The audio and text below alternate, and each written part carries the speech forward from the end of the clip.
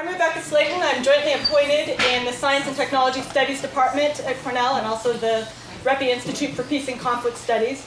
I've been working with Professor Fred Schneider in computer science to organize this speaker series, which is sponsored by the Mario Einaudi Center for International Studies and is done on behalf of the Cybersecurity Working Group. The Einaudi Center brings together thinkers, thinkers from many different disciplines to address complex international issues. We're especially interested in issues that require both technical and non-technical perspectives and where the stakes for ordinary citizens are high. Cybersecurity is clearly one of those issues. We've just come out of an election season that was troubling for many reasons, but one of them was that there appears to have been some use of hacking in an effort to affect US electoral politics by other countries. Today we'll be hearing about the role that law can play in enhancing cyber preparedness. We're delighted to welcome Fred Cate, who is Distinguished Professor and the C. Ben Dutton Professor of Law at Indiana University Maurer School of Law. He has a number of other distinguished titles. He is Vice President for Research at Indiana University, as well as the Director for the Center for Law, Ethics, and Applied Research in Health Information. He also served as the founding director of IU's Center for Applied Cybersecurity Research, a national center of academic excellence in information assurance research and information assurance education from 2003 to 2014, where he's now a senior fellow. Professor Cate has also been very active in both national and international policy. He is a member of the Department of Homeland Security's Data Privacy and Integrity Committee Cybersecurity Subcommittee. He's on the National Security Agency's Privacy and Civil Liberties panel, and he's also on the OECD's panel of experts on health information infrastructure and Intel's Privacy and Security External Advisory Board. So I could go on listing many other distinctions, but I don't want to take any more time from our speaker or from our discussion, so I'll just ask you to join me in welcoming Professor Fred Cate. I'm just delighted to be here. It's a great pleasure. It's a great pleasure to be back with my friend and colleague, Fred Schneider, who is the father of modern cybersecurity. So if anything's not working well, feel free to ask Fred about it. I always feel like a little bit of a fraud when I talk about cybersecurity because I'm not, I don't know the first thing about the technical side of cybersecurity. What I do know is a fair amount about the policy side of dealing with information governance, whether it's governance around privacy or governance around liability for use of information, or for the past 15 years focusing on the security of information and what happens when the security of information and or networks is compromised. So what I'm going to do is work without PowerPoint. That leaves me a lot of freedom to change what I'm going to say in the middle of saying it. I do use notes, so if it looks like I'm looking down here, I just want to make sure I say the right things at the right time.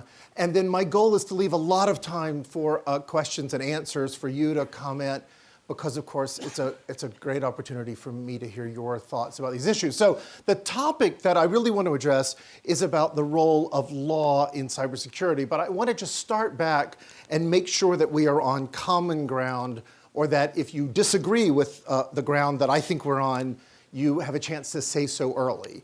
So the first and I think inescapable point is just to remind ourselves how much data we generate every minute of every day in our society.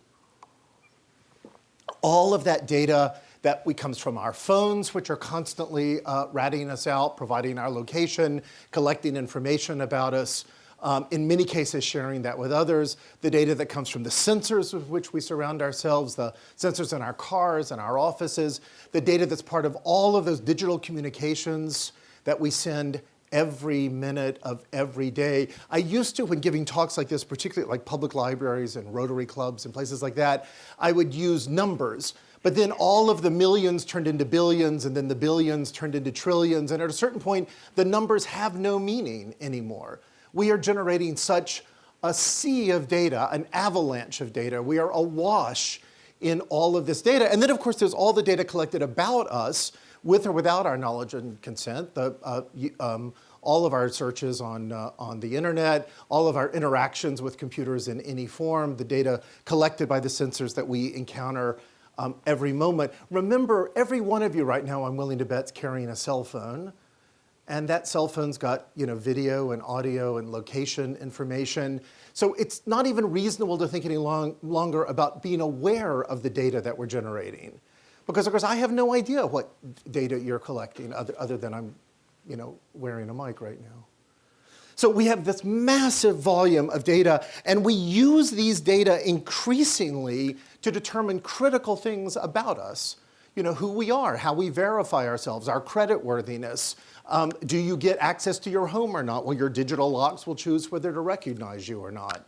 We use these data all the time to make critical financial decisions, medical decisions, healthcare today, increasingly, we talk about precision medicine or personalized medicine, all based on getting data about the individual to make decisions about that individual rather than about groups or to make large assumptions unsupported by data. Okay, 2, we increasingly use data and data systems to do things in our economy, to control things that we might previously have controlled with a physical interface. We now use an electronic, digitally controlled interface. So whether we're talking about controlling a nuclear power station, which is of course done today almost exclusively with computers, and those computers are networked, or any of the critical infrastructure, the fundamental infrastructure. So for example, the switches on train tracks that move the train from one track to another as it moves used to require a person to go out and move a physical lever. Then we cleverly link that lever to a physical switch up in a tower. And then somebody said, let's connect that lever to the internet. And now the vast majority of switches in the United States on train tracks are wirelessly controlled. They are controlled from the internet. That is true of all pipeline control. So natural gas pipelines, all controlled from digitally linked sensors. Okay, so we are increasingly using these information sensors to do things that have highly instrumental effects. Just-in-time supply chains. You go in, you buy something at Target, they scan the barcode, the system says, order another one of those things. And because of that, they keep almost none on the shelf because the system is so digitally managed that the flow of data tries to ensure that there's always a new one there. Just in time is what we call it, but it's almost just always not in time.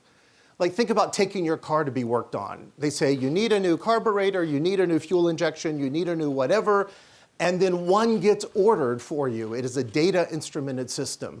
They're not stocked any longer, and we save a lot of money by doing it that way. Increasingly, of course, it's been in the transportation system. We've been talking about the role of digital systems, and particularly thinking about cars. Not just the thought of autonomous vehicles, but think about all of the ways today in which we use technologies to augment the operation of cars. The computers that calculate the fuel injection, the computers that tell you if you're backing into somebody, the computers that provide your location, the computers in high-end cars that monitor your retina to see if your eye is going to sleep so that it can shake the wheel to wake you up, the computers that tell your car how to park, the computers that increasingly will drive on cruise control not just to maintain speed, but to maintain lane control. Those are all digital systems, and they are all addressable in one form or another in a networked way. We use the same thing, by the way, on airplanes, and particularly modern airplanes. It's not just that they are electronic. That's been true for quite some time. The days of you move the rudder pedal and that connects to a cable that then moves the rudder are long over. It's long been the case that you send an electronic signal, but that electronic signal is now increasingly on modern planes addressable wirelessly. So if you think about the Airbus 380, the big double-decker, very fancy plane, as with all planes, in order to get FAA certification, it has to have 3 managed systems for every control surface. The third system is an iPad that the pilots can use if the other 2 systems go out. How does that iPad connect to the plane? It does so wirelessly. Is there a special wireless connection? No, they use the same wireless hub they use for gaming and for your connections to the ground. Okay. So these are all ways in which these electronic systems are not merely collecting and using data about us, but are actually controlling the infrastructure of our lives. They're opening and closing doors, causing cars to stop or to move, and having other practical effects. Now, 3, The simple fact is these systems and the data that they generate or use are not typically secure. And in fact, it increasingly looks like we don't know how to really secure a system and still have it be workable. I want to be clear, we can absolutely secure a system if we don't care whether it works, right? Just take your computer, put it in a vault, no problem at all. But of course, then you can't connect with it and you can't use it for anything. So if you want to have a system that is accessible, that is useful, that is economically affordable, you necessarily today end up with a system that has some degree of insecurity attached to it. And that insecurity seems to be growing, not weakening over time. So let me just give you a couple of quotes just to sort of place us in time. So in 2009, the White House wrote in its review of cybersecurity systems, the architecture of the nation's digital infrastructure based largely upon the internet is not secure or resilient. Without major advances in the security of these systems or significant changes in how they are constructed or operated, it is doubtful that the United States can protect itself from the growing threat of cybercrime and state-sponsored intrusions and operations. So that was 2009. That was the conclusion of the president's 60-day cybersecurity review, which President Obama launched immediately upon coming into office. 2010, former NSA and CIA Director Mike McConnell writes in the Washington Post, "The United States is fighting a cyber war today, and we are losing. It's that simple." Okay, those are pretty unambiguous words. I mean, you might look at threat analyses and trying to figure out what the hidden subtle messages they're giving you, but here it seems kind of unmistakable. As the most wired nation on earth, McConnell continued, we offer the most strategic targets of significance, yet our cyber defenses are woefully lacking. The stakes are enormous. 2010 also marked the first year that cyber threats appeared on the assessment of national security threats facing the United States, and it headed the list. Right? Suddenly, it leapt to the top of the list of national security threats that we face as a nation. And so just look at what's happened since then. Right? You mentioned the elections. We've had Russian hackers in the DNC. We've had Russian hackers or hackers associated with the campaign in Arizona and Illinois, breaking into state voter database. We've had major breaches in almost every industry sector you can think of, whether you think Target, Anthem, Sony, which has had repeated breaches. In many cases, we think there are state actors involved in these breaches. We don't always know. We have evidence that leans in a direction, and we have a certain amount of speculation. We often say, and it's now become almost trite to say, but there are only two types of institutions in the world, those that have been compromised and know it, and those that have been compromised and don't know it.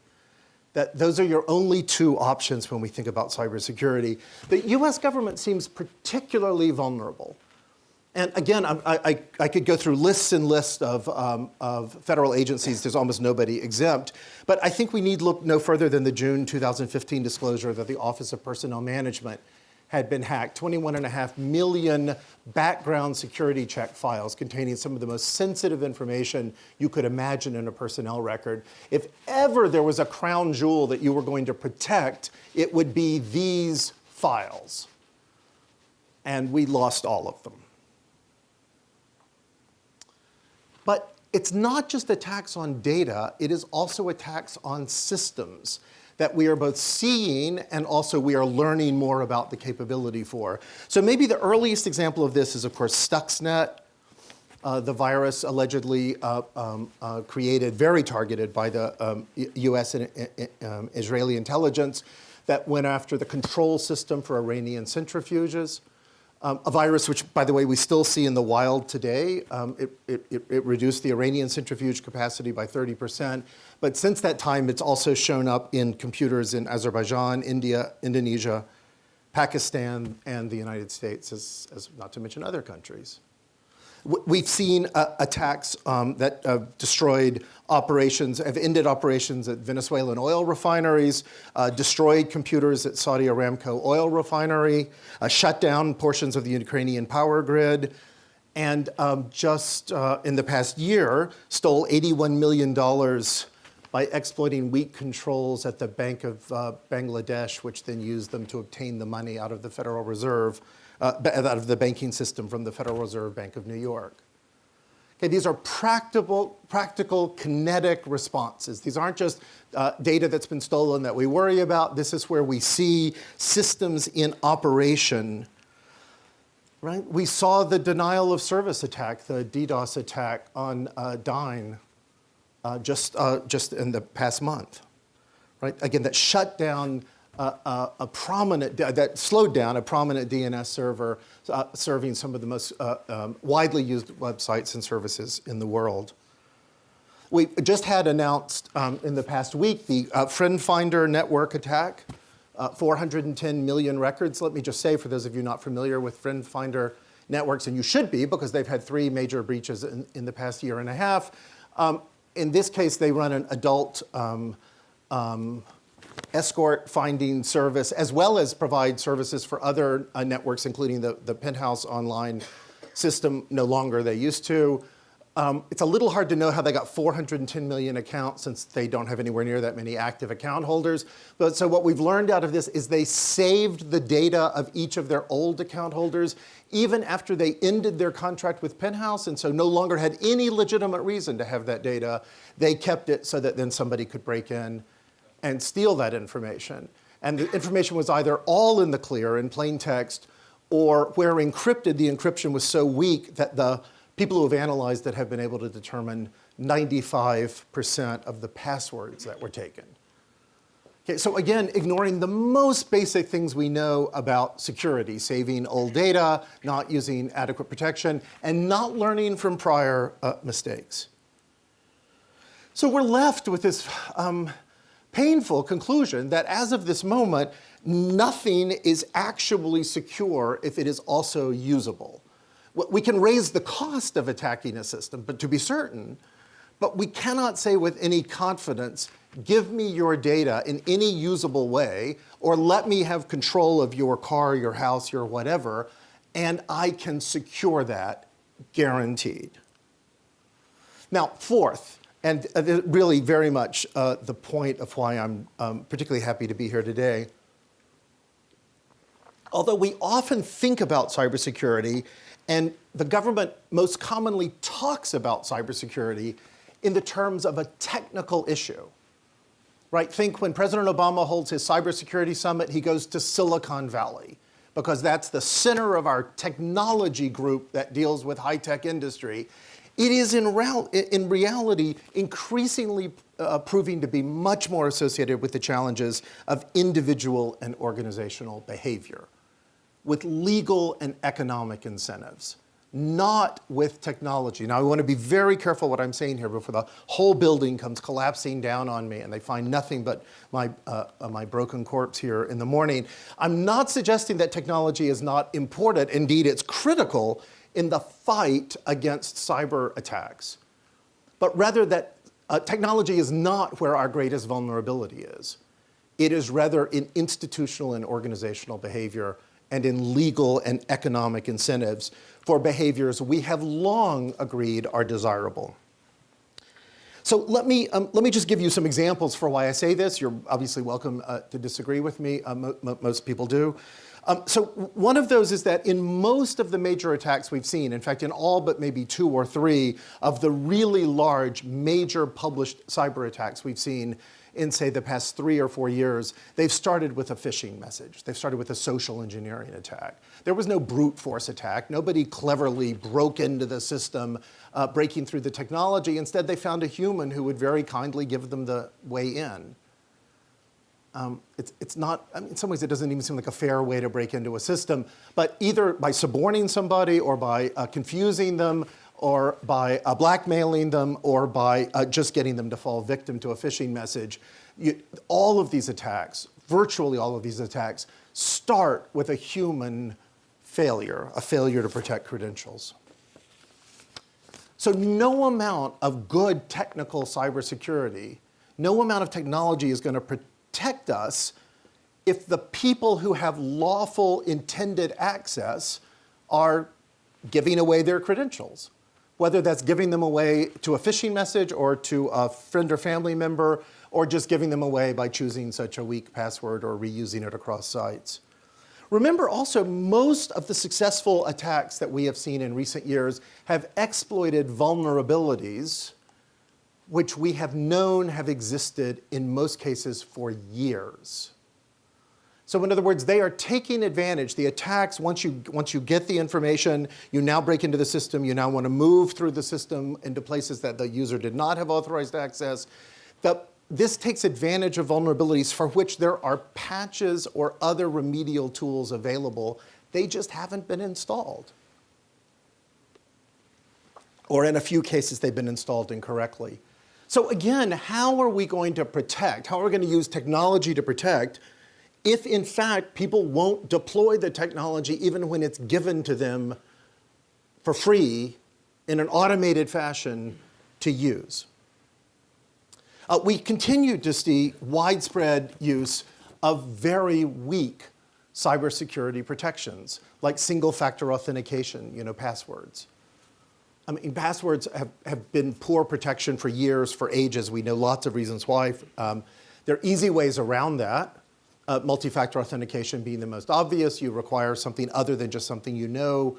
Usually that's done by accessing your cell phone, sending you a text message, or providing some other link. It can be done through a token. It can be done in any number of ways. But again, we're not doing it in most parts of our economy, largely for cost and competition reasons, which is consumers don't like it. We don't like when we go to log in a website and we're told we can't unless we also do something else. And so there's a tremendous resistance for competitive reasons. Let me just share with you a survey from last year. I'm not a big believer in surveys, and after the past week, none of us should be. This by KPMG on the state of cybersecurity in the federal government. So I'm just picking on the federal government here. And generally this was good news. That's how it was presented. 59% of federal workers say their agencies struggle to understand how cyber attackers could potentially break into their systems. 40% say they are unaware where their key assets were located. This was good news because it was better numbers than the year before.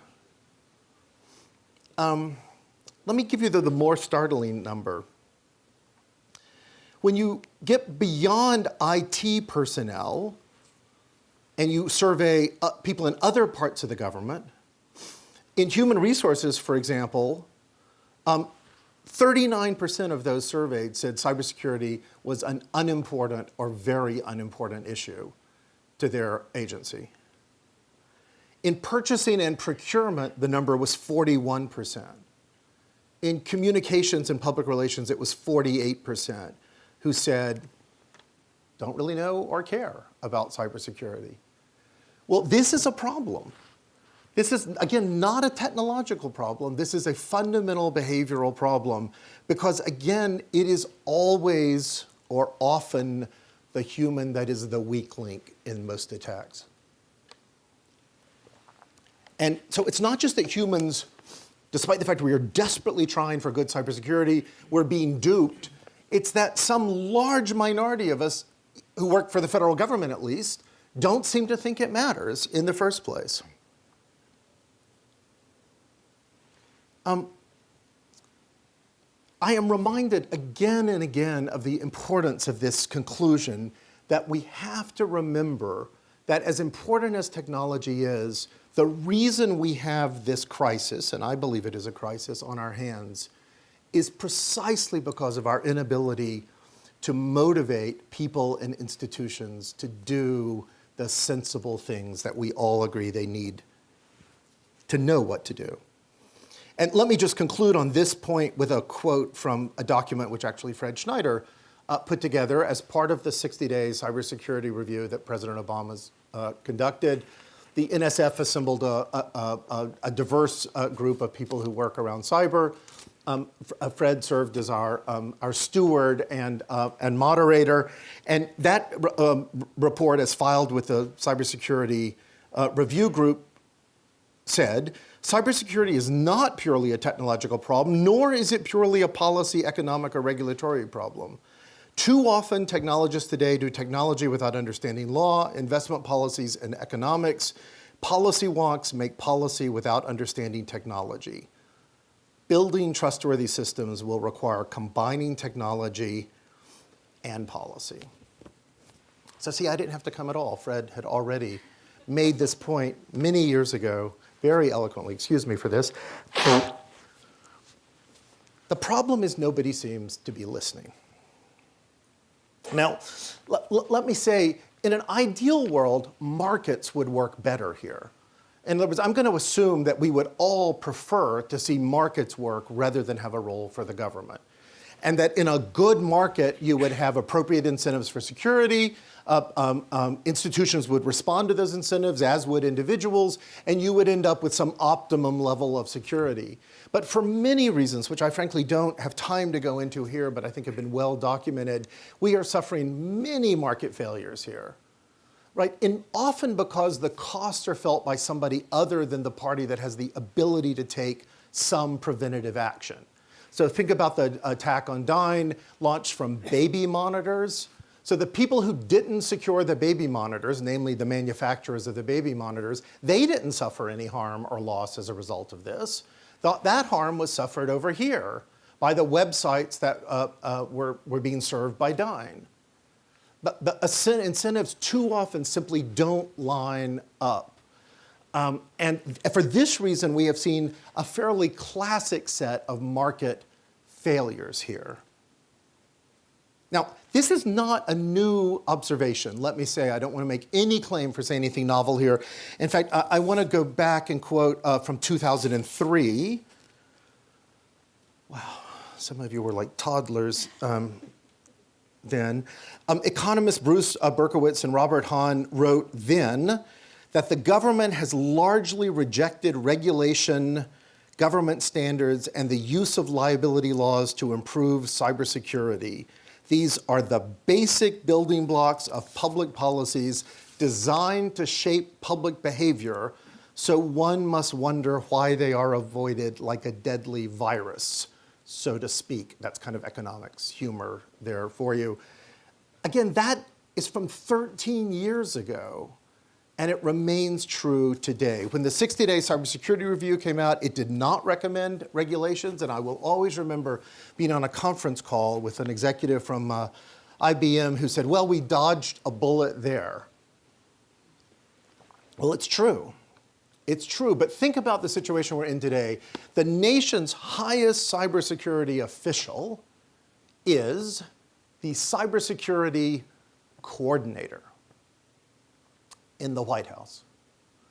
Right? This is an individual with no budgetary authority, no operational authority, no authority to make any part of any government agency do anything, a coordinator to deal with this. Instead, we have three primary pillars of where we see law operating in cybersecurity today. Breach notices, right? 47 states and the District of Columbia all have breach notice laws. Many federal regulatory agencies have them. If your information's breached, you get a letter telling you your information's been breached. There's nothing you can do about it. You should worry, but there's nothing that can be done. Information sharing, voluntary information sharing. We got a federal law in December of just coming up on a year now that provides legal immunity from liability for companies that voluntarily share information about cybersecurity threats with the government. And we have a voluntary NIST cybersecurity framework now in its third year since they began working on it. Okay. Now, just compare this for a moment with any other area that we care about as a nation. Right? Think about civil rights. We have the Civil Rights Act of 1964. We have the Occupational Safety and Health Act of 1970. We have the Clean Air Act Amendment of 1970, federal water pollution control. Whether it's food safety or toxic waste or auto safety, the subject of thousands of regulations, far too many regulations. I'm not in any way advocating for pile-on regulation here. In these areas, we have laws that impose obligations. In cybersecurity, we have a coordinator and voluntary information sharing. Bruce Schneier comments about, in this regard, about the government should think about cybersecurity regulations the same way it looks at food safety. Create thousands of rules and penalties when companies fail to meet standards. If you want robust security, you're going to need a lot of borders and incentives pushing people down the right path, Schneier says. Okay, I'm just trying to find non-lawyers who would agree with this point. Okay. The simple reality is today, most institutions face few, if any, legal incentives to engage in good cybersecurity. They may face PR incentives, there may be some market incentives. And when I say involve the role of law here, one possibility is you actually set standards, you regulate. But that doesn't have to be. That's not the only approach by any means. You can also use a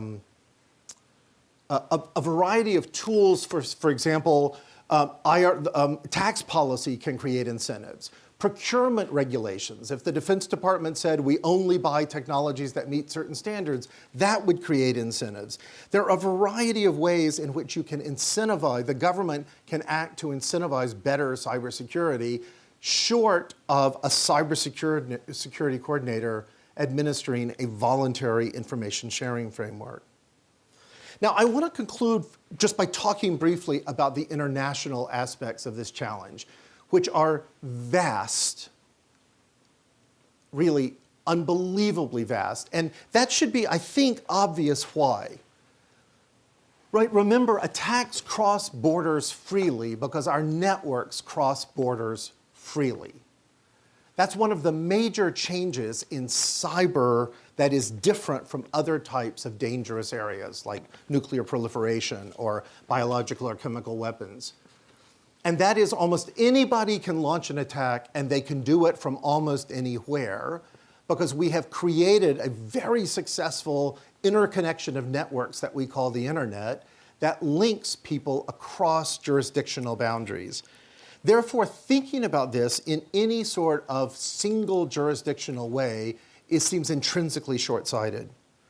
Second, we see international markets for hacks, for stolen information, for the tools that can be used by other cyber attackers. And it's been striking, I think it's been almost unbelievable to many lawmakers, that there can be such visible, proliferating markets where we see auctions for this type of information. You know, you can go in today and you can buy 1,000 breached credit card numbers. You pay a certain price. You pay more if you have the CCID number with it. It is all an active international market. It's only the defenders who act nationally. The attackers act globally, incredibly effectively. A third reason for this is that we have to remember there is a pretty clear role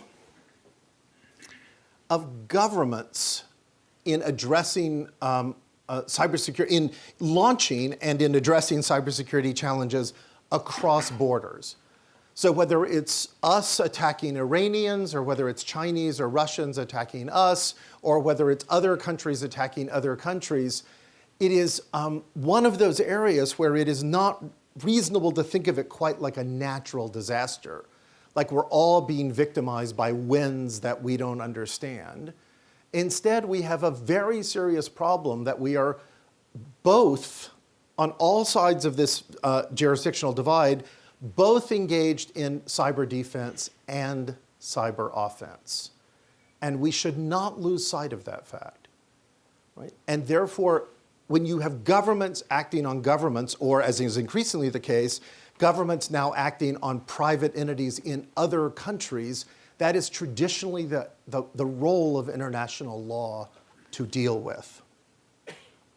We have international effects. Right? Almost all big cyber attacks have international effects. Think about the friend finder networks. Those 410 million users, they're located in countries around the world. It's rare today that we see large breaches that are purely domestic. It's also rare that we see attacks that attack just in one country. They usually attack in multiple countries. So if ever, and there are other reasons obviously beside these, but if ever there were an intrinsically international challenge, it has obviously got to be cybersecurity. It's hard to imagine anything being more fundamentally interconnected in a way that totally ignores national political boundaries. But having said that, and for those of you who thought I was going to have some good news by the end of this, I hate to disappoint you. These same characteristics, while they make it much more important that we think about cybersecurity, and particularly the role of law and policy in addressing cybersecurity challenges, they heighten the importance of that. They also make it much more difficult, right?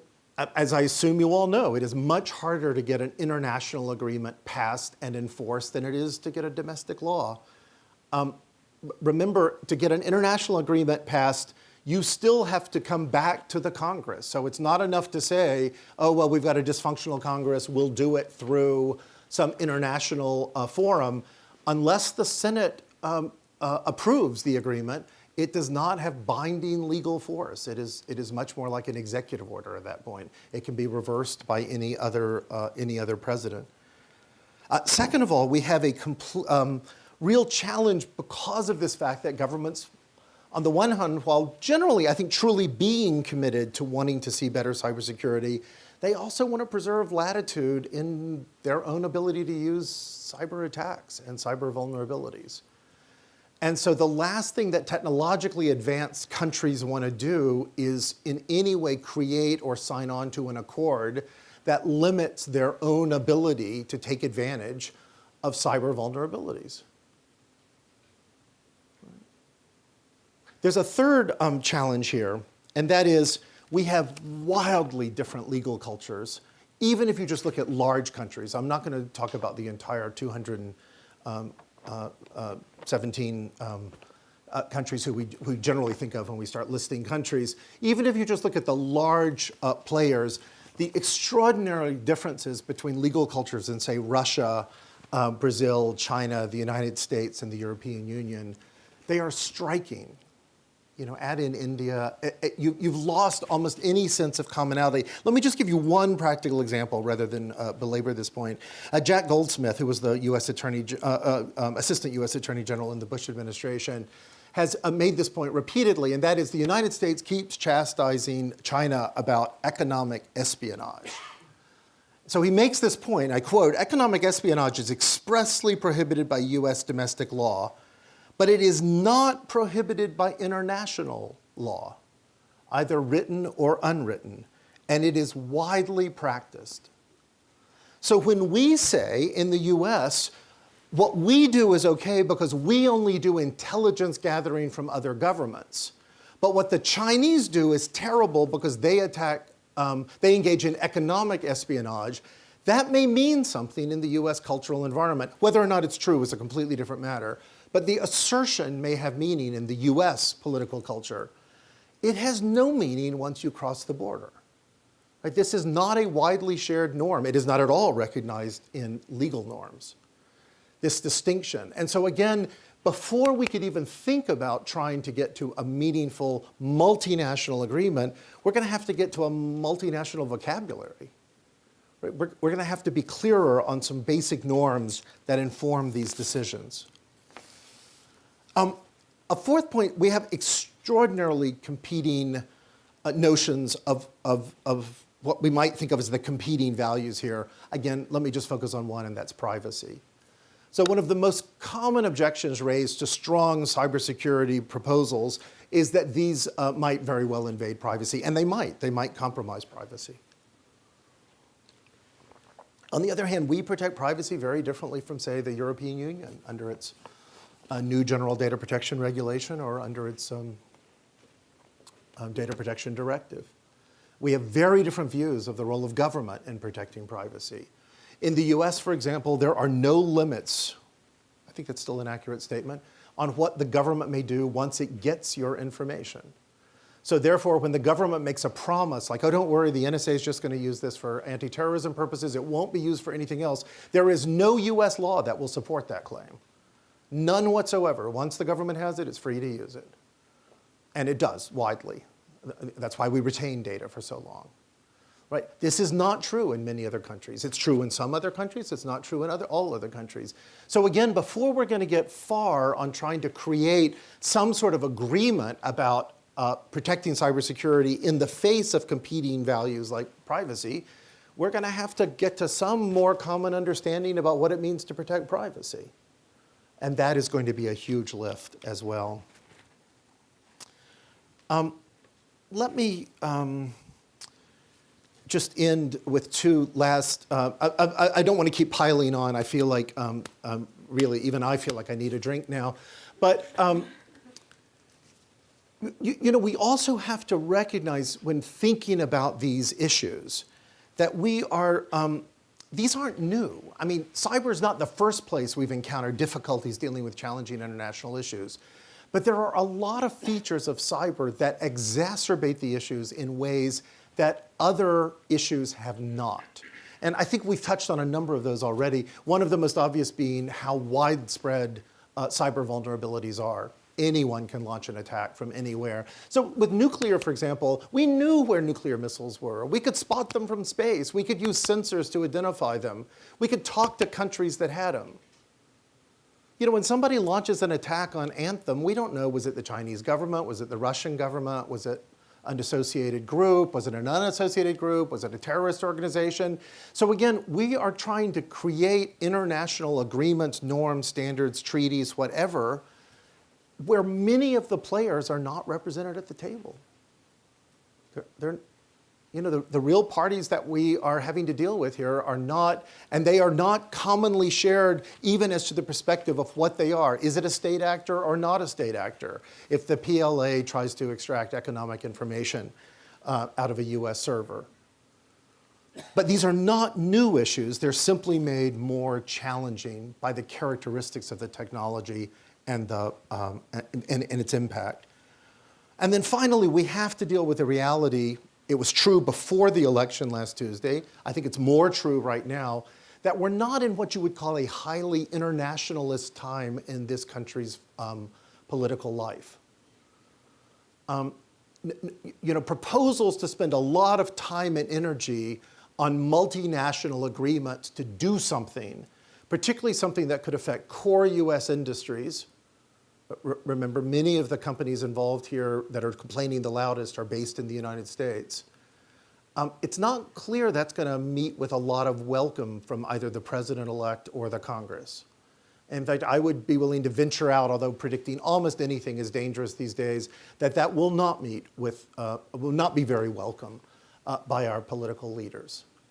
And so we have to face that we are doing something at a time when it was already hard. It's made harder by the factors we've talked about, and now it's made harder still by the fact that the political environment is not terribly welcoming of this. That doesn't mean it's impossible, let me say. If industry pushes hard enough for it, industry may very well get movement in this area. I don't at all mean to suggest it's impossible. And just because I will try to find one positive thing to say to end, and that is we have seen a lessening, I mean, we think we've seen, anyway, a lessening in attacks originating in China since we had the agreement signed between the Chinese and US presidents earlier this year, which carved out some things not to focus on, but which identified targeting private infrastructure as something to stay away from. And so it suggests that maybe in spite of all of the things that are weighing me down, and I'm now wanting to share my burdens with you, that in spite of all of those, maybe there's still possibility, at least for some bilateral movement, that would help advance this at least one small step at a time. Thank you very much.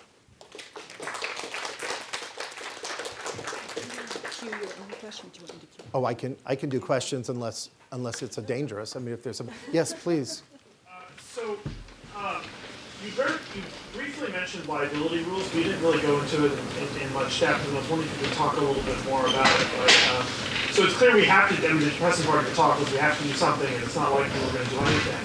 But let's just hypothetically talk about, well, if we could do something, you know, what are some of the more realistic and best options? And it seems to me that there's a lot of strong reasons to support, you know, some liability scheme, and that even conservatives would prefer a liability scheme over robust, you know, government regulation in an administrative state.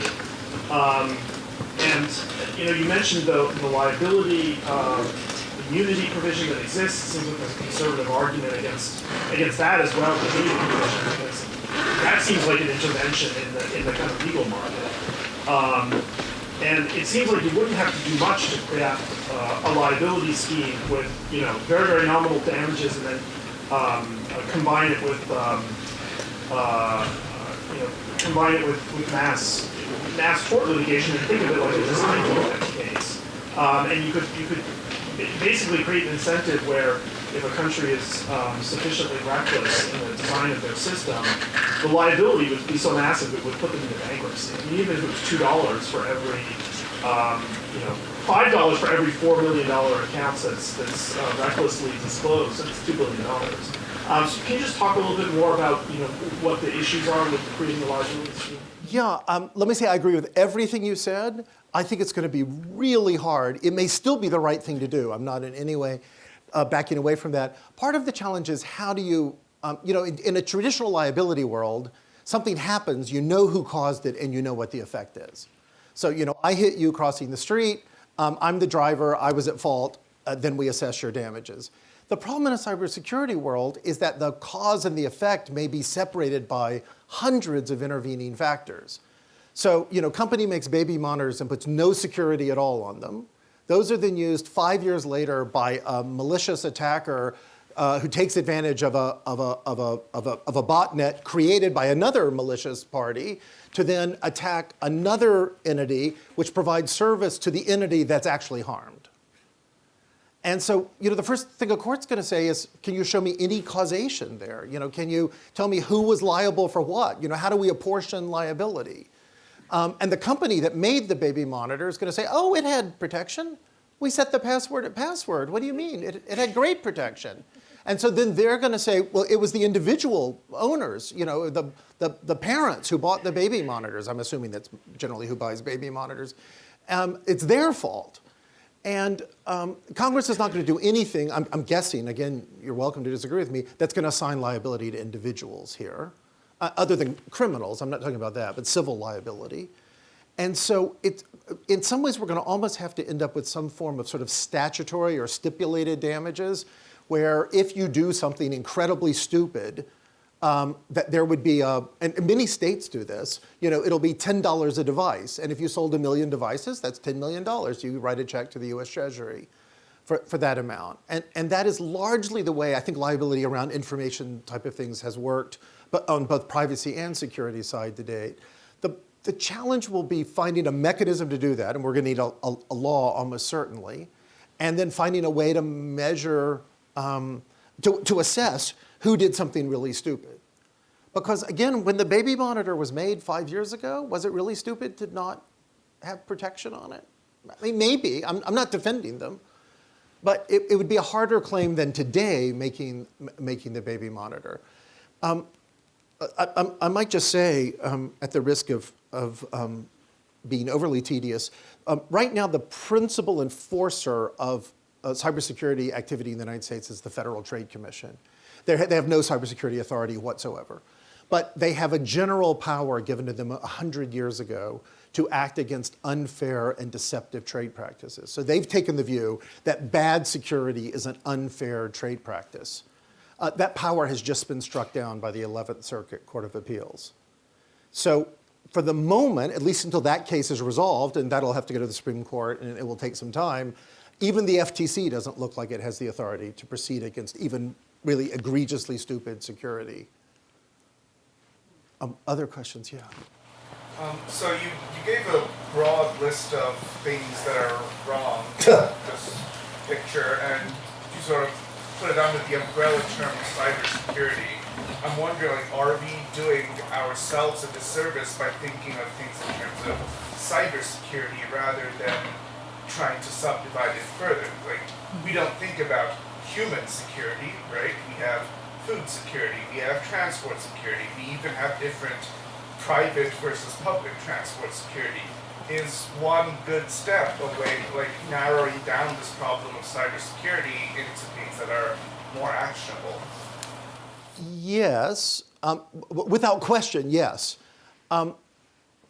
and that is the way certainly the law would have to work on it, would be to break it into smaller bites and go after a bite at a time. So for example, you might have a particular set of rules or liability provisions or whatever around devices, connected devices in cars. And it would just be part of thinking about transportation security as it relates. I think conceptually, though, it's still kind of useful to think of it big. I thought you were going to say to think about it even bigger, because in a way, cyber can no longer be separated from anything else. You know, if your power plant explodes, it's not going to really matter to you why it exploded. And calling that a cyber security attack as opposed to, you know, a kinetic attack of people with mortars, it may be important for the analytical purposes, but the effect is going to be very similar. And so I keep wondering, I have no idea, so I'm just asking the question first so I don't have to answer it later, whether the whole notion of cybersecurity will become lost as we instead just think about broader security, that sort of security and reliability being sort of tied up together. Yes, please. So when it comes to government regulations, I think ever since the DES standard from, was it 1977, which seemed like it was deliberately sabotaged, a lot of people who do computer security are going to be instantly mistrustful of especially any US government regulations, Chinese ones or Russian ones. So should we expect them to cooperate with any such regulatory procedures? Well, your point's exceptionally well taken, and that mistrust is, of course, very well founded. I couldn't in any way disagree with it. I would say there's almost always mistrust of the government when it regulates, and sometimes that ends up scuttling the regulation, and sometimes we go right ahead and we just live with the mistrust and we have the, we have the regulation. I would just again say that regulation can take a lot of forms. It doesn't have to be, you must use this particular standard. In fact, I can't imagine a worse regulation than saying that, because the standard presumably might change every 6 months, and Congress takes 10 years to pass another bill, and so that would not be an efficient way to go about this. But for example, one way in which we see standards imposed to some extent today is through cyber insurance. So if you want to buy insurance against loss of your data through a cyber attack, the insurance company is going to come in with a Bible of things you have to do. And companies will do all of those things because they want to get the insurance protection. Well, we might ask whether there's something to be gained there. In other words, do we really want the private insurance industry setting standards for cybersecurity? Or is some part of that a role that more of a public authority might play, even if it's just setting minimum standards or basic standards? Yeah, go ahead. So, when there are standards, users, especially if the standards are something that they don't understand or something that they find annoying or something that are not implemented in an easy way, as you mentioned, tend to sidestep them. And this happens a lot within the government itself. Even the internal Clinton Secretary of State story about her emails involves hilarious incompetence with copying files and FedExing a laptop. How do we make standards for usability, given that standards are famously arcane and difficult to use? Well, I, as I said, would favor standards as a last resort, and certainly from the government. I think you're going to find more success with saying you're responsible for outcomes. And you can do whatever you want to achieve that outcome. So let me, again, just give you a really practical example. So obviously a much easier topic, I appreciate that. We spent 30 years trying to get people to use seatbelts. We did everything possible. We automated the seatbelt to move for you. We had educational campaigns. We showed crash dummies going through windows. We published statistics. And the uptake rate was, trivial. It didn't even make it into double digits for decades. And then the federal government just said to state governments, we don't care how you do it, but if you want federal highway funds, you better get your seatbelt use rate up higher. And then we saw the vast majority of states, in a matter of 48 hours, and that's not quite right, 2 years, adopted mandatory seatbelt laws. And they eased them in. Initially, you couldn't be stopped for not wearing a seatbelt, but if you were stopped, you could then be ticketed for it. And they started with trivial penalties, and then they upped the penalties. Today, we have virtually everybody wears a seatbelt. It's achieved an astonishing, and highway deaths have dropped, although they're slightly back up now because of use of information technology. You generally say that was a success case, and it did not work until finally, after 30 years of messing around, The government just said, you're going to have to do it. And we'll let 1,000 flowers bloom for how you do it, but you've got to get your seatbelt wearing rate up to this point by this time, or you lose federal funding. Now, could you imagine something around cybersecurity for that? Not for perfect cybersecurity, but just for a start, just for like a beginning. So, for example, could you say you may not ship an electronic device that is connected or connectable to the internet unless that device has a unique password? That'd be pretty simple. So your baby monitor would now have to have a unique password. It couldn't be set for password. So again, 3 years ago, maybe 4 years ago, the data's a little bit lagging behind. We know that most cable modems or DSL connections that were in people's houses were protected usually with their default password. And then they started changing that. They started printing a unique password on every one, on a label, and now we see a lot more unique passwords. And why did they do that? You know, it was some combination of market force and state regulators that said, particularly for AT&T, if you're operating in a regulated way in our state, you're going to have to meet higher security standards. And so little tiny pushes at the margins might start some more significant results. We will never regulate our way out of this. I don't in any way want to suggest that. I just want to suggest right now we are spiraling down into a sinkhole. And if we could find something to slow that spiral, that would seem like a good thing while we wait for the technologists to figure it out, or we wait for a better approach. Yeah. On that upbeat note. Yeah, sorry. I'm terribly sorry. I should just go back to Indiana. So I'm actually, it relates in part, I think, to this question, which is, so you characterize, the fundamental vulnerabilities of these systems as being social and organizational and not technical, right? And I want to suggest, and just to sort of return to your opening framing, I mean, to me, it doesn't strike me as being such a stark difference, right? In large part because, if people don't like updating their software or they don't like using a strong password, isn't that an indictment of the technical infrastructure just as much as it is of the social and organizational incentives that people have? And in fact, if you think about those incentives sort of globally, people get all kinds of incomprehensible notices about the security of their web browsing. They're presented with tons and tons, we cry wolf a lot, right? Like, people get all these false alarms about things that they ought to be doing, that they don't understand what they're doing. And so we often, I think, indict people as acting irrationally when it comes to security. But in fact, I think an argument can be made that they act quite rationally in terms of, if you include in the analysis the amount of resources that people expend, in the service of these false alarms. And so, to me, it seems, and sometimes even the things we tell people to do in the name of security, like change their passwords a lot, end up paradoxically leading to worse security practices, right? Because they reuse passwords and that sort of thing. So, I'm really intrigued by, and generally I'm in your corner about the need for the need for incentivizing these things, particularly on the institutional level, regulatory level. But I wonder if, we might not view it so starkly as a difference between, law and policy on one hand and technical systems on the other, but that if we have a technical system that can so easily be compromised by a phishing attack, and we know that people are just going to be people, doesn't that also indict, the technical system for requiring what it does? Yes, I mean, I think you make an excellent point. I'm glad you made it. And the quote I read, for example, from the document that Fred Schneider provided, you'll remember it said we need both and we need them to work together. And I think that is certainly an accurate view of the situation. However, since I've come this far, without question, the largest part of the market that does not update equipment is companies. It's not individuals. Individuals do behave rationally here.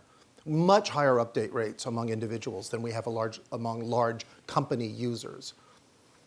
So in that case, I would say it is still pretty irrational behavior. You now are being provided a free thing to fill the void, the hole, the vulnerability, and a company 2 years later has not implemented it. Well, have they never shut their machines down in 2 years? I mean, really? Was there never a time to just hit install and let it install across the multiple systems? So admittedly, technology can play a critical role in making that easier, making all machines administered from a central point and things like that. But I would still say there's an awful lot of neglect would be the nicest word. I would describe it as sort of corporate willfulness about things we're just not going to do.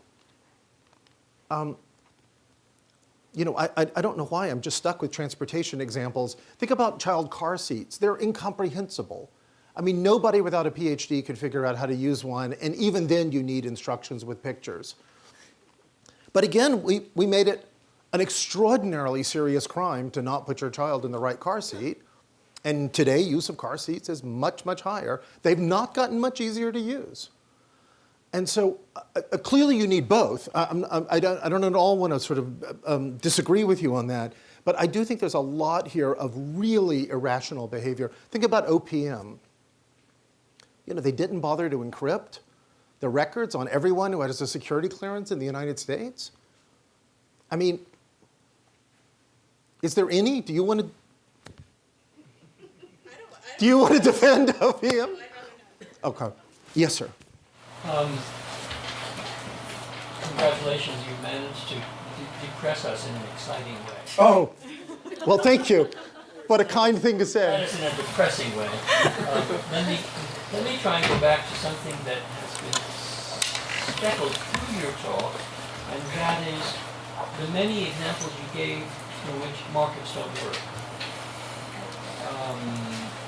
Your seatbelt example was the best one. And yet, I heard you say about 2/3 of the way through your talk, we don't want regulation. Well, if markets don't work, then I'm sorry, we do want regulation. We need regulation because that does work. We don't like it.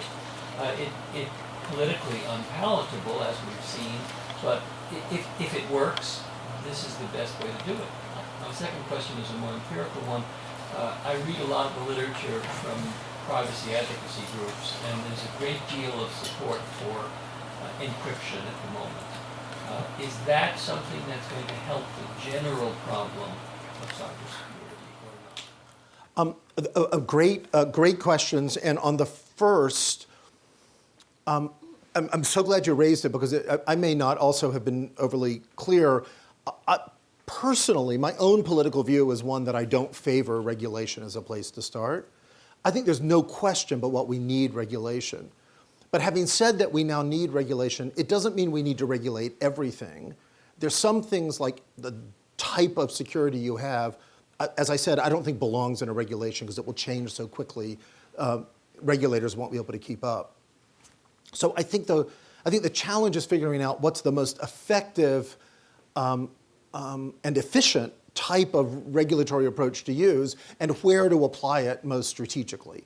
But we absolutely need it. There's no way we're going to walk away from that. And let me just say, this is going to be a huge challenge for this Congress and this president, because if they see it as a national security issue, they're going to look one way. If they see it as another burden on industry, they're going to look another way. So I don't think this has gotten any easier or harder as a result of the change in administration. On encryption, encryption will help a lot. I mean, strong encryption, end-to-end encryption, extremely useful and now increasingly being deployed by default on many of the consumer devices that we use, that we know collect and use data. I don't think it's going to be an answer though. So it'll be a good thing because particularly when it comes to a lot of the ways in which we're using control systems and things like that, natural gas pipelines and so forth. Encryption is not necessarily going to help there. And moreover, these are, in many cases, old systems. I mean, we're talking trillions and trillions of dollars to upgrade all of these systems into a more modern format. And then some things either, I won't say cannot be encrypted because I'll get shot down immediately, but it's just not going to make sense to encrypt. Metadata, it's very hard for metadata to serve any purpose if it's encrypted. If you're addressing blocks of information on the internet, every block needs to have an address that can be read. And so you can't really encrypt that. And so I think we're going to find that there are lots of places where encryption is not going to be a great answer. Also places where we don't have much space or room or battery power, where again, encryption just is too big of a drain on the system. But a critical step. Yes, sir. Curious, are there any organizations, institutions, or state apparatuses that actually do cybersecurity better than others, or better than the rest. I would suspect, for example, that investment banks, right, would not necessarily would have their own strong safeguards against cybersecurity or cybercrime, independent of what the law says they should have or shouldn't have. So the answer to that, of course, must be yes. I mean, somebody must do it better than everybody else. I don't really know who they are. And here's the reason why. Because remember, in almost every case, we're in a system. So even if you have an investment bank that's doing a great job on cybersecurity, it's connected by Fedwire and it's connected by other, which it has no control over whatsoever. So the Federal Reserve Bank of New York transferring tens of millions of dollars on the instructions of a bank from Bangladesh, well, the Bank of New York would say its system worked perfectly. It was not compromised at all. But an end user of the network was compromised, and so the whole system in that sense didn't work right. And I think that's true. And it's hard to imagine a place where it's not it's sort of a supply chain, a service providers. We rely on networks to process credit cards. I mean, so again, I think there are companies doing a better job. I would also say I think there are states doing a better job. Massachusetts has what we usually describe as a comprehensive cybersecurity law. That's not quite true, but it goes far beyond just saying you have to send notices if you have a breach. And that was the first state to do that, and that was a big thing, and now California's followed suit, and I suspect some other states will follow suit. But again, if I am arguing, and I am arguing, that this is hard to deal with on even a national level, it's such an intrinsically global problem, dealing with it on a state level is even more painful, to be perfectly honest. Yes, sir. So this is a really good and informative talk. I have one very quick imperative question and then a substantive one. So the quick imperative question is, does the US Penal Code actually recognize cyber attacks, or does it include cyber attacks within its realm in terms of looking at the supply side, how you indict somebody for having conducted the cyber attack? And the substantive question is, if it does, then how does the United States government then sort of square the illegality of cyber attacks with conducting cyber attacks on its own? So there are government agencies which do conduct cyber attacks on other agencies, state or non-state. So the question is, how do you ideationally sort of grapple with that idea if you're going to be sort of setting up regulation with regard to this? Yeah, I'm sorry I recognized you. I should have moved on to somebody else. Those are great. That is really hard. It's a real problem, though, but it happens all the time. In other words, lots of things are acceptable if used in one way by one part of the government, but not acceptable if used in another way by another part of the government. And this is where it would be helpful if we would first, maybe nationally, but then with an eye towards doing it multinationally, try to think about what separates an appropriate use of a cyber attack from an inappropriate use. So, for example, it has long been accepted under international rules of conduct that trying to collect information from another state is lawful. You can even spy. It may be unlawful in the territory of that state, but it doesn't violate what we call international law, which of course is not law at all, but a set of agreements. And that is important. So if we say, okay, so now are we going to say cyber attacks for the purpose of collecting information? Well, as you know, at least the current administration and the past administration have said, no, we're not going to say that at all. If you're breaking into Anthem to collect data, that is not an acceptable thing under our reading of international law. It's certainly not lawful under the US law. So in that sense, that needs to be a more thoughtful discussion led by experts both inside and outside of the government to try to get some integrity in that answer. But here's the problem, which is for completely understandable reasons, I don't mean it to imply any criticism here, we don't want to say what we do offensively. And therefore, if we engage in the discussion of this is lawful but that is not, government's worry will give away what it is we're doing. And moreover, we don't want to restrict our future flexibility about what we can do or not do. And so as a result, although the US in many ways for decades has sort of been a country that's kind of tried to lead debates on vaccine issues, we've stayed somewhat silent on this issue. And that is something that is going to have to occur, and it's very hard to occur from outside of government. It needs to be aided from outside of government. But like, we can have meetings all day long, but until somebody in the White House or the State Department or the Congress says, I care about this issue and we need to work this out, I don't think we're going to have a lot of effect. That wasn't very big. Dr. Schneider, yes. You made an analogy or comparison with health law and pollution law, and they didn't always exist. So an obvious question perhaps is, based on that metaphor, can we understand that there's a difference and that's why, in theory, cyber law doesn't exist? Or are there commonalities and there's this triggering event that hasn't yet happened, and so we're, by analogy, going to succeed or fail, that is, we'll have regulation anyway. And I will point out that for food safety law, while people were dying, and then there was food safety law, and having somebody know that you're registered an adult friend finder isn't the same caliber.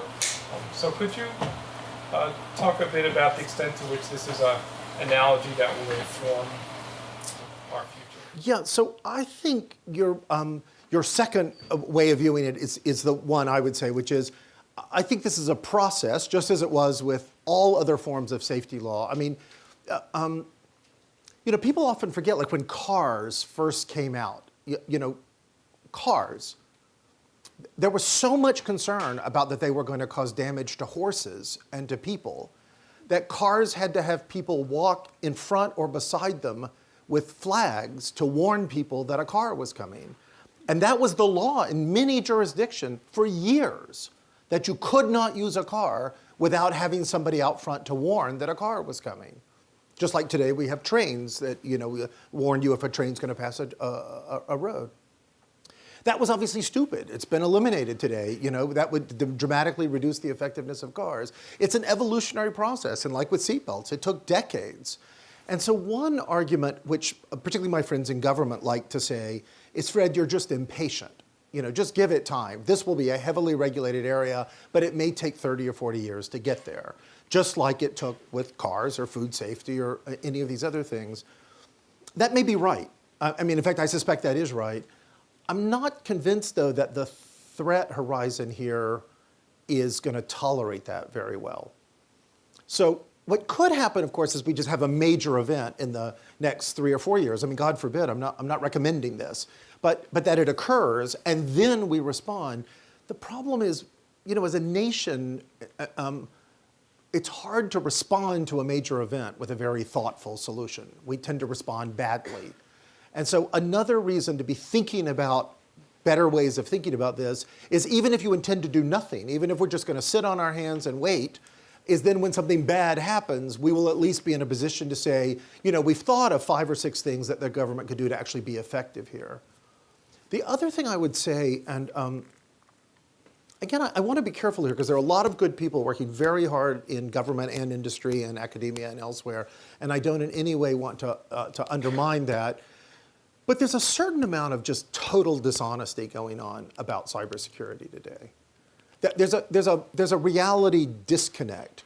We say it's a crisis and we cannot fight off an attack, and then we do little. And if you think about it, there are other areas where if we really think there's a crisis, compare it with military activity.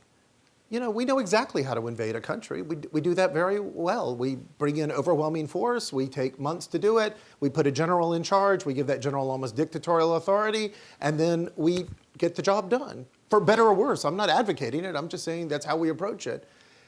So either the rhetoric is wrong. The people in government who are saying this is a crisis, it's the #1 issue facing the United States, the biggest threat, they should just stop saying that if we're going to keep saying, and we've got a great guy in a basement office in OMB who can head this for the White House, they're not consistent approaches.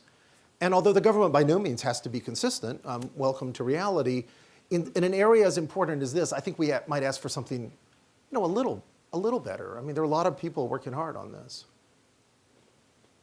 Yes, please. So to carry on with regulations, you were earlier mentioning the privacy shield, I believe. And, well, I'm a law student currently writing on that and the transfer of personal data from the EU to the USA. And therefore, I was just curious, do you know if it has been discussed to include in the privacy shield provisions on cybersecurity? And, or do you think it's doable to do that in such a transatlantic agreement, international agreement? Would it be efficient? Because you said encryption of metadata is not a great solution. And my second question would be just, you mentioned international law on cybersecurity, which is not international at all, but a set of agreement. No, not law at all. Not law at all, Right. yeah, sorry, but a set of agreements, and I wanted to know what you mean by that. Okay, so great questions, and congratulations on being a law student. Privacy Shield is this agreement that's being worked out right now. I mean, we thought it had been worked out, but I think it's still being worked out again between the United States and Europe to replace the Safe Harbor, which is the agreement under which we could move data out of the European Union with its strong data protection regulation into the United States. And I'm not aware of any discussion of cybersecurity in relation to that, other than about securing the data, which is an obligation in both countries when you handle personal data. The question about my saying the international law of cybersecurity is not international law, generally speaking, there's not a lot of really what one would call international law. There are lots of ways in which law affects the dealings between countries or between people in different countries. You can apply one nation's law in another nation. You can have an agreement, a bilateral agreement. You can have a multinational agreement.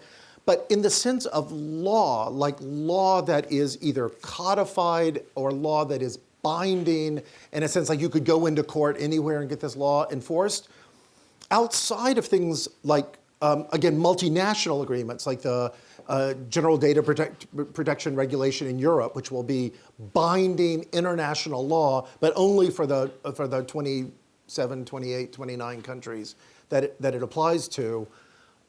We don't really have anything like that around cybersecurity. But as a practical matter, we don't have anything about that in a lot of areas. It's almost a misnomer to use the term international law as opposed to international custom, international agreements, international norms. And sometimes those combine together to form something that we might call law. But it's not law like you could go into court down at the county courthouse here and say, I'd like this law enforced. They would tell you to find a state law or a federal law that applies, I suspect. Okay, I think it's time for me to sit down. Questions? All right, well, thank you very much. Thank you.